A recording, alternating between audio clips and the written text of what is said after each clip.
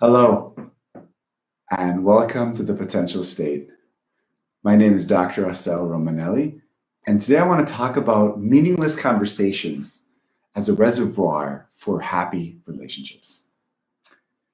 The Little Prince writes in the book, one of the best ways to build a relationship is to waste time with someone. And this idea of wasting time, I want to kind of develop that a little bit more. When we're young, everything is interesting. Everything is meaningful.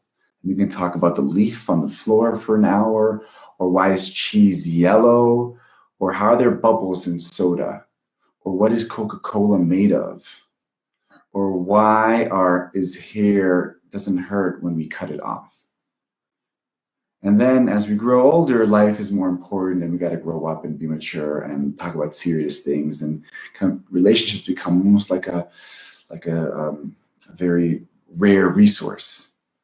We have a little bit of another opening. Right in college, we're talking about school and education. And then there's this trip that, in Israel, we do it after the army. When you're backpacking, right? You're open to all these coincidences. Suddenly life is amazing and there's adventure around every corner. And you meet these people from all over the world. And what are you going to talk about? You're going to talk about the last book you read, Zen and the Art of Motorcycle Maintenance. And you're going to be thinking about the lyrics of different words. You're going to think about Dark Side of the Moon. And if you played on the third roar of the line, of the MGM line at the beginning of The Wizard of Oz, it actually becomes the soundtrack of that movie. And all these little crazy, or you're walking down the street in South America and your friend starts giving you a beat that doom, doom, doom, doom, and you think you're suddenly in a Michael Jackson clip, and you're just wasting time aimlessly. So much time you waste on meaningless conversations and these little small coincidences. What's in a mojito, right? Or you watch The Big Lebowski in Peru, and you suddenly think, well, let's talk about why is he wearing a bathrobe? And then we get older and we start losing that. We start being more mature, more efficient.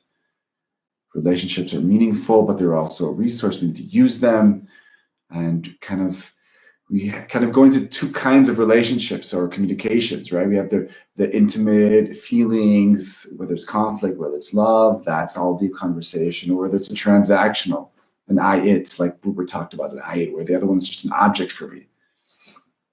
And I feel like in both of these tracks, we sometimes lose just playing around, just wasting time, like the Little Prince says. What I'll call meaningless conversations, or what my code word is, South America talk. And it started to develop as me and my wife had late night conversations after bedtime, where we would just crash out on the sofa and just decide to talk about silly nothingness. I remember one time we had a session, we were eating Ben and Jerry's, and we were thinking about how come there's always so little of the good stuff inside the Ben and Jerry's. And then we had one pack, I think it was Rainforest Crunch or something like that. And suddenly there was tons of these nuts in the chocolate, and we were like, oh my God. And we had this whole story about this guy named Jenkins who works in the Ben and Jerry factory, who decided to rebel and put in a lot of walnuts and chocolate. And what happened, the repercussion he had to pay for in his job because he went rogue and he actually put a lot of all the good stuff in the Ben and Jerry's, right? So then we started developing this like a parallel conversation. It wasn't about logistics, and it wasn't about how we love each other, and it wasn't about politics. It was just about being silly and stupid and meaningless and wasting time, talking about Jenkins, and like developing that. And those little moments, those little conversations began to kind of ferment this idea for me that these meaningless conversations are actually the playground. And actually, when we allow ourselves these meaningless South America talks, there's a few benefits for that. First one, we're filling up the reservoir of play, of silliness. We don't take ourselves too seriously, we don't take our partner too seriously. We can just play. Right, our shadow can come out a little bit because we're not everything that will be said will be used against us. So I can just let loose a little bit, go a little crazy, a little bit rude, a little bit sexual, a little bit naughty, a little bit non-PC. So we create this reservoir of play. What we're also doing is there's a higher probability when it's silly, meaningless talk that we're going to yes and each other. They're going to be creating the 5-to-1 ratio that Gottman talks about. Right? 5 yeses to every no. And that creates a pool of yeses, like we say in improv. So we're upping the yes to no ratio and creating many more yeses, which creates a security and a safety and a strength to our relationship. And the last advantage is just having fun. Positive associations, the encounter, this relationship starts becoming a positive one of interest and joy and fun. And every time I think about my partner, I'm like, oh, it's not going to be heavy because I remember all these South American moments, all these meaningless conversations that we've had. And now suddenly it doesn't make like this relationship's also categorized in my mind like, wow, I can have a lot of fun with this person. And I want to give two more examples. I want to give another example when we host now dinners. I kind of make it a point to not immediately ask about what do you guys do and where do you live. I kind of want to just let the conversation flow a little bit, just see what silliness comes out. We're eating a chicken, we're eating rice, and just kind of see what topics the kids are bringing up and kind of follow through with that. See where that leads, see where that goes. And I think what's interesting about that is a lot of new things come up. It doesn't become heavy left brain. I need to present myself and who am I and what did I vote for and what's my career and where did I go to school. We can actually just kind of be in the here and now. And it creates this lightness and it's easier for people to match you. You less get into arguments. And then once we have that, we can slowly ease into more heavier topics, more serious, more mature ones. And I want to give another example. Recently we went to a retreat with our community in our synagogue, right? Usually we just meet them on Saturdays on Shabbat, just for like very short encounters. Suddenly we had a whole weekend. And then suddenly we just had time for just aimless talk. For instance, how kids sometimes, the manipulations our kids do to get more attention from us. Or how do we pretend that we're not as tired as we are? All these kinds of little things that you don't really get to talk about with people because you don't have time.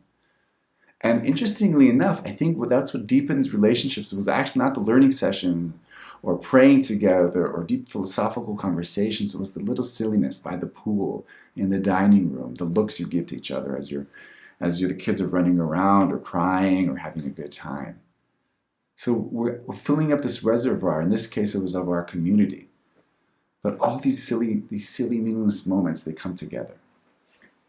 And I want to kind of tie this into like tips, practical tips, what you could be doing to wasting more time, or let's phrase it different ways, to have meaningless conversations, or phrase it a different way, to fill up the reservoir in your relationships of fun and play.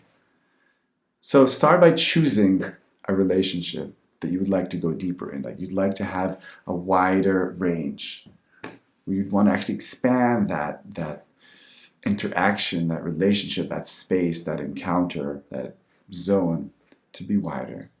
And then frame it. And I think what's really important for meaningless conversation is it needs to be framed with time. It needs to be either consciously or semi-consciously, like let's have silly conversation tonight. Let's not go heavy. And then you set aside a time for that. And then you try not to mix it up with heavy logistical or philosophical or emotional or conflict-filled topics. Just kind of flow with that. And once you're in that space, just go with whatever silliness comes up. Just talk about whatever, about water, about life, about air, about the carpet. Do you ever notice the carpets are really soft? Do you ever think about why does IKEA, how are they creating this genius? Why are they so much cheaper than their competitors? You ever thought about the shapes that happen in your eyes when the light hits you in the face? And it kind of makes these little circles like in the 60s. Is that where the 60s tie-dye circles came from? Let's develop that. Let's talk about that more. Let's talk about eye movement. And which directions do we look at with our eyes? Why don't we look up? Why don't we look down? What happens when we look left and right? How do we interpret these people? How do we interpret when we look at that? What would happen if I look now for 2 minutes just up? Just be silly, have fun. Go with what feels right. Follow your bliss, as Joseph Campbell said, but now it's just with associations that are flying out. Just go with that and see what happens. And just allow yourself to have no point to what you're saying. To say something and then just say, let's scrap, let's change the topic. You're not attached when it's meaningless conversations. My ego is not so activated because I'm not so attached to what I'm saying. You can change the topic. My partner can go take it a different direction. It doesn't matter. It's not heavy. You're not getting insulted so much. It's more of a fluid, spontaneous, interactive, vital conversation. And here's another, what I feel is another crucial element of that. Once you finish this session, try to kind of find code words or tags to whatever you created. And I find that it's almost like an anchor or like a mnemonic for you and your partner, wife, son, kid, colleague, friend, whatever, to kind of go back to that reservoir. It's like almost like the secret pathway back to the reservoir.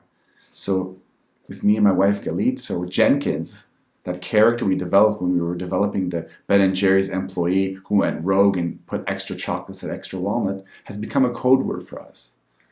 So sometimes you can just say Jenkins, and it's like a shortcut, we're back in the reservoir. It's like a little moment of fun, of yes, we're back there. So when you're generating these endless conversations about whatever topic it is, see if you can find like a code word that is a secret language that only you and that other person have. And that secret language, or are these shortcuts, or are these, it's like a postcard of these reservoirs, of your reservoir of fun. And you'll need that for the rough times. You'll need it for the times where you're saying more no's than yeses, when you're tired, when you're hungry, when you're cranky, when you're hangry, which is hungry and angry. You'll need a little bit of Jenkins. You'll need a little bit of that smile. You'll need to know that there's a reservoir of fun. You'll need to know that next week or tonight or after bedtime, you guys are going to go to Silly Land and you're going to just play. And if you dare to create these meaningless conversations, if you set time aside and realize that meaningless conversations or South America talk is actually a very efficient and important resource in your relationships, then perhaps play will be once again positioned as a higher place in relationships, allowing you to go deeper and wider. And if the little prince says so, who are we to argue? And did you ever think about how old was the little prince? And why was he little? Was he little because he was young? Was he little because he was just not big? Think about that when you're ready to waste some time.